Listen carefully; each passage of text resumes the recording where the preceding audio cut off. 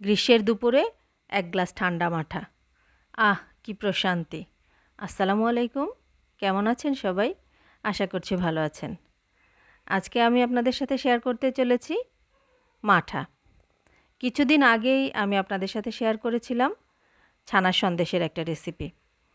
তো ছানার সন্দেশ বানানোর জন্য আমি দুধ থেকে যখন ছানা কাটার পর ছানাটি উঠিয়ে নিয়েছি, এরপর অবশিষ্ট যেই দুধগুলো ছিল সেটি দিয়েই আমি এই মাঠা তৈরি করেছি।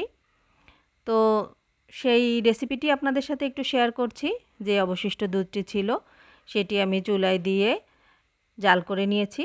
যখন জাল হয়ে এসেছে সামান্য একটু চিনি অ্যাড করেছি। আর এই দুধটা যখন গাঢ় হয়ে এসেছে এরপর নামিয়ে নিয়েছি।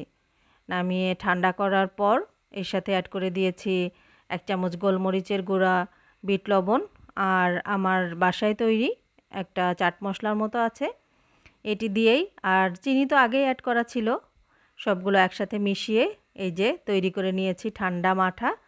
সাথে একটু বরফ কুচি দিয়ে পরিবেশন করেছি। কেমন হয়েছে? আপনারাও চাইলে বাসায় এভাবে তৈরি করে নিতে পারেন। আজকে এই পর্যন্তই। ভালো থাকবেন, সুস্থ থাকবেন। আল্লাহ হাফেজ।